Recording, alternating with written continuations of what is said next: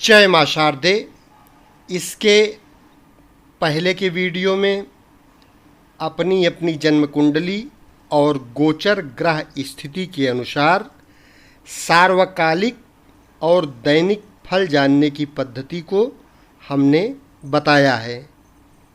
यहाँ अब उन फलों को बतलाने में प्रयुक्त साधनों जैसे नक्षत्र, राशि, भाव, ग्रह आदि की जानकारी देने के लिए क्रम से उन विषयों का अलग अलग विवेचन पंचांग वर्णन से हम करते हैं।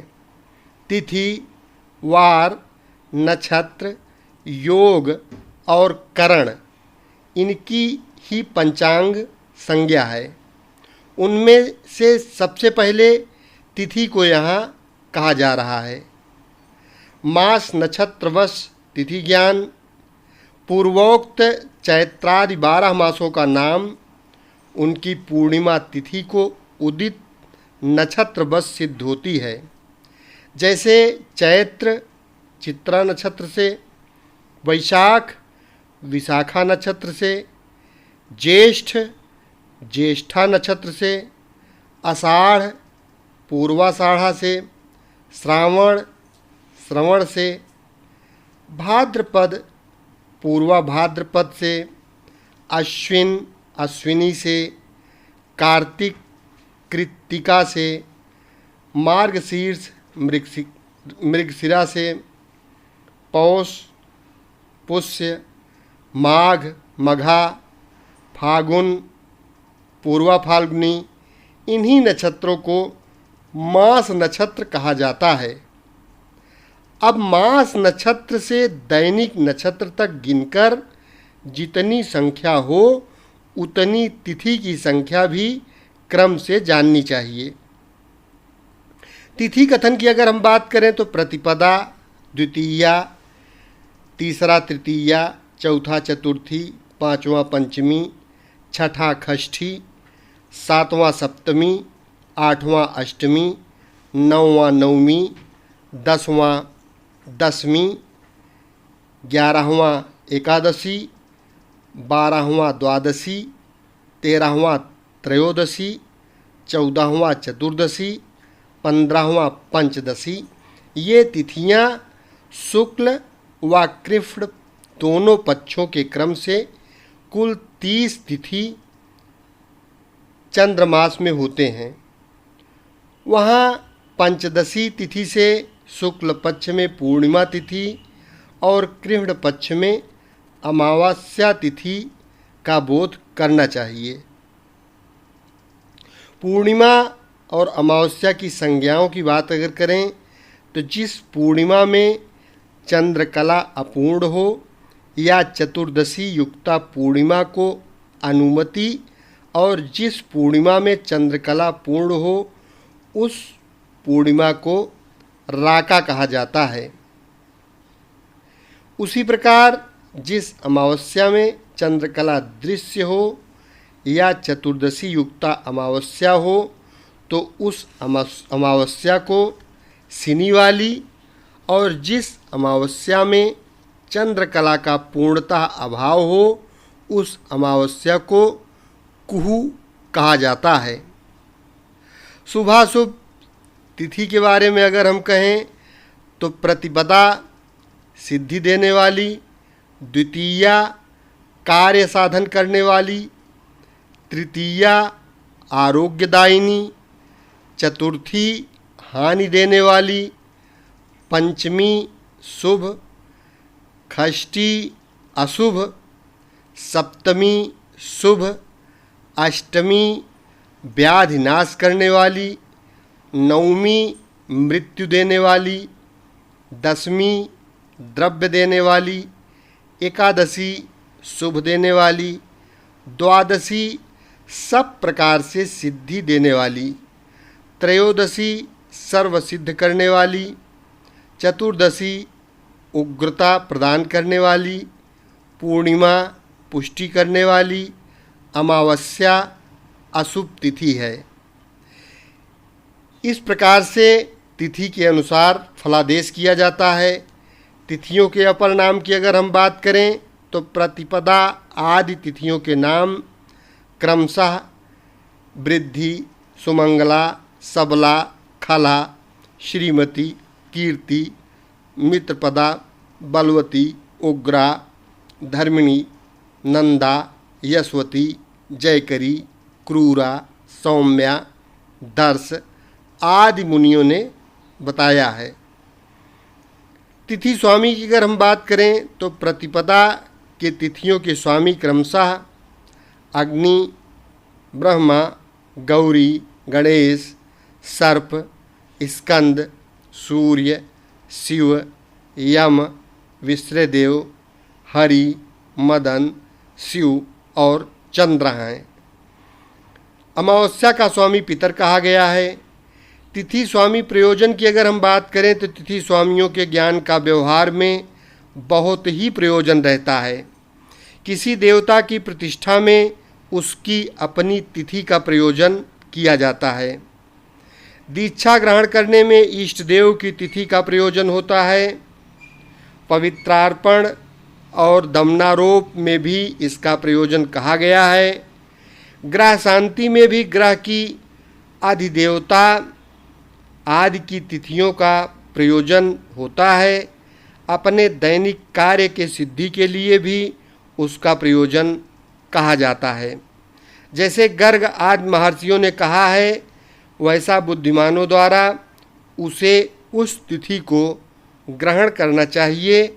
उसी के हिसाब से कुंडली में फलादेश भी करना चाहिए। तिथि संज्ञा की अगर हम बात करें तो नंदा 1, 6, 11 तिथियों की संज्ञा है। भद्रा 2, 7, 12 तिथियों की। जया 3, 8, 13 तिथियों की। रिक्ता 4, 9, 14 तिथियों की। और पूर्णा 5, 10, 15 तिथियों की संज्ञा कही गई है। शुक्ल पक्ष में प्रतिपदा से पंचमी तक अशुभ, षष्ठी से दशमी तक मध्यम और एकादशी से पूर्णिमा तिथि तक उत्तम तथा कृष्ण पक्ष में उक्त के विपरीत अर्थात 1 से 5 उत्तम, 9, 10 मध्यम और 11 से 15 अधम कहा गया है। वारों के नाम की अगर हम बात करें तो 7 वारों के नाम लगभग आप सब लोगों को मालूम होंगे। रविवार, सोमवार, मंगलवार, बुधवार, गुरुवार, शुक्रवार और शनिवार। वार का आरंभ विहित कर्म की सिद्धि के लिए लंका में सूर्योदय काल से ही वार ग्रहण करना चाहिए, क्योंकि लंका में सूर्योदय के समय में ही सृष्टा ने सृष्टि का सृजन किया था। संप्रत व्यवहार में उदयादुदयम यावत के अनुसार अपने सूर्योदय से ही लोग वार सावन दिन को व्यवहार में लाते हैं, जो सिद्धांततः उचित नहीं है। विद्वानों को विचार करना चाहिए। रविवार के कर्म की अगर हम बात करें तो राज्याभिषेक, उत्सव, यात्रा, राज सेवा, गाय बैल का क्रम विक्रय, क्रय विक्रय, हवन करना, मंत्रोपदेश करना, औषधि तथा शस्त्र निर्माण करना, सोना, तांबा, ऊन, चर्म, काष्ठ, लकड़ी के कर्म, युद्ध और खरीदना बेचना इत्यादि कर्म रविवार को करने चाहिए। अगर सोमवार के कर्म की बात हम करें तो शंख, मूंगा, मोती, चांदी, ईख, भोजन, स्त्री संसर्ग, वृक्ष, कृषि, जलादि कर्म, अलंकार, गाना, यज्ञ कर्म, दूध दही मथना, सींग पढ़ाना, पुष्प, वस्त्र कार्य सोमवार को करना चाहिए।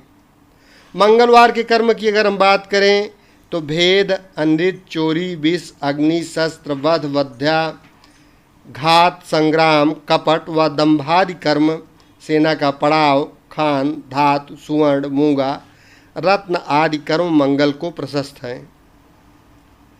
बुधवार के कर्म की अगर हम बात करें तो चातुर्य, पुण्य, अध्ययन, कला, शिल्प शास्त्र, सेवा, लिखना, चित्र काढ़ना, धातु क्रिया, सोने के जड़ाऊ अलंकार, युक्ति, संधि, समझौता, व्यायाम और वाद विवाद करना, ये कर्म बुधवार को करना चाहिए।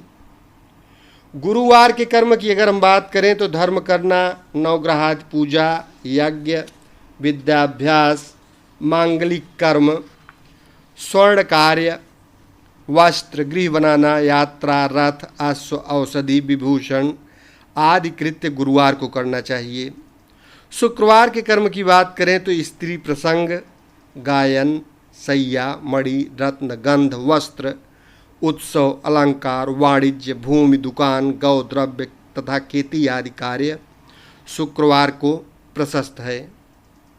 शनिवार के कर्म की अगर हम बात करें तो लोहा, पत्थर, सीसा, जस्ता, शस्त्र, दास, दुष्ट कर्म, झूठ बोलना, चोरी, विष, अर्क निकालना, गृह प्रवेश, हाथी बांधना, दीक्षा ग्रहण करना और स्थिर कर्म शनिवार को करने चाहिए। वारों की देवता अधिदेवता की अगर हम बात करें तो शिव, पार्वती, खड़ानंद, विष्णु, ब्रह्मा, इंद्र और काल, ये 7 क्रम से सूर्यादि वारों के देवता जानना चाहिए। अग्नि, जल, भूमि, हरि, इंद्र, इंद्राणी और ब्रह्मा, ये 7 सूर्यादि वारों के अधिदेवता मुनियों ने कहा है। शुभ शुभवार की अगर बात करें तो चंद्र, बुध, गुरु और शुक्र ये शुभवार शुभ कर्म में प्रशस्त हैं और सूर्य, मंगल और शनि अशुभवार तथा अशुभ क्रूर कर्म के लिए हैं। वार की स्थिराज संज्ञा की अगर हम बात करें तो सूर्य स्थिर है, चंद्र चर, मंगल उग्र, बुध सम, गुरु लघु, शुक्र मृदु और शनि तीक्ष्ण कहे गए हैं। नक्षत्र ज्ञान प्रकार की अगर हम बात करें तो चैत्र शुक्ल पक्ष प्रतिपदा से गतमान संख्या को 2 से गुणा कर वर्तमान तिथि संख्या को जोड़ना चाहिए। योग फल में से 1 घटाकर शेषांक को 27 से भाग देने पर शेष संख्या तुल्य वर्तमान तिथि में नक्षत्र होता है। कृष्ण पक्ष में 2 और शुक्ल पक्ष में 1 घटाकर 27 से भाग देने पर ये क्रिया सही होती है। जैसे शुभ सम्मत 2061 बैसाख शुक्ल पक्ष एकादशी को कौन सा नक्षत्र सूर्योदय काल में है, इसे जानने के लिए गत मास 1 × 2 = 2 धन 11 वर्तमान तिथि जोड़ हो बराबर 13 ऋण 1 शुक्ल पक्ष होने से 12/27 करने पर लब्धि 0 आती है और शेष 12 आता है। अतः शेष तुल्य 12वें अश्वनादि नक्षत्र उत्तरा फाल्गुनी सिद्ध हुआ। अब हम नक्षत्रों की बात करेंगे। नक्षत्रों के नाम सबसे पहले आपको बताते हैं।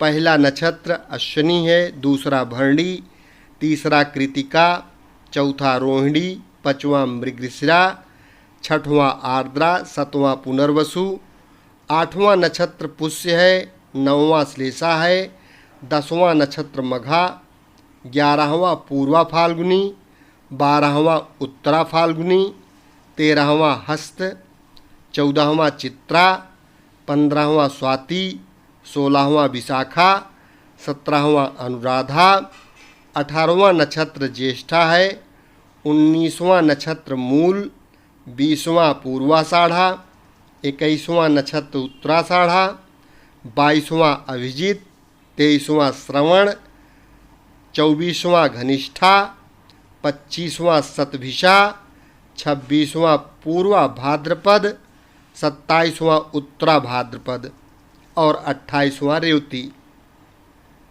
नक्षत्र चक्र में 27 नक्षत्र के साथ अभिजित नक्षत्र को सम्मिलित कर देने से नक्षत्र संख्या 28 भी माने गए हैं। इस अभिजित नक्षत्र का समावेश 2 नक्षत्र उत्तराषाढ़ा का अंतिम चरण 15 घड़ी और श्रवण के भोग का आदि पंचदशांग भाग 4 घड़ी अर्थात 19 घड़ी भोग के अंतर्गत किया गया है। नक्षत्रों के स्वामी की अगर बात करें तो अश्विनी नक्षत्र का स्वामी अश्विनी कुमार, भरणी का यम, कृत्तिका का अग्निदेव, रोहिणी का ब्रह्मा, मृगशिरा का चंद्र, आर्द्रा का शिव, पुनर्वसु का अदिति, पुष्य का गुरु, श्लेषा का सर्प, मघा का पितर, पूर्वा फाल्गुनी का भग, उत्तरा फाल्गुनी का अर्यमा, हस्त का सूर्य, चित्रा का त्वष्टा, स्वाति का वायु, विशाखा का इंद्राग्नि, अनुराधा का मित्र, ज्येष्ठा का इंद्र, मूल का राक्षस, पूर्वाषाढ़ा का जल, उत्तराषाढ़ा का विश्वदेव, अभिजित का विधि, श्रवण का विष्णु, घनिष्ठा का वसु, शतभिषा का वरुण, पूर्वा भाद्रपदा का अजयपाद, उत्तरा भाद्रपदा का अहिर्बुध्न, रेवती का पूषा सूर्य स्वामी कहे गए हैं। इस प्रकार से आप नक्षत्रों का नाम अवश्य रट लें, नक्षत्रों के स्वामी को जान लें, समझ लें, क्योंकि ज्योतिष में फलादेश के बारे में हमने पहले ही बता दिया है। जो ग्रह और भाव के अनुसार फलादेश किया जाता है, उनकी दृष्टि के अनुसार जो किया जाता है, युति के हिसाब से जो किया जाता है, ये हमारे पहले के वीडियो में पड़ा हुआ है। अब नक्षत्रों के आधार पर जो फलादेश किया जाता है, उसके बारे में सबसे पहले नक्षत्रों का नाम याद होना जरूरी है। नक्षत्र के नाम से उनके स्वामी को समझना, फिर फलादेश में ये सब बहुत ही महत्वपूर्ण होगा। फलादेश करने के लिए इनका ज्ञान होना बहुत ही आवश्यक है। यदि अभी तक चैनल सब्सक्राइब न किए हों तो इस चैनल को सब्सक्राइब कर लें, क्योंकि संपूर्ण ज्योतिष ज्ञान आपको इस चैनल के माध्यम से हमेशा एकदम फ्री में मिलता रहेगा। शेष अगले भाग में। धन्यवाद।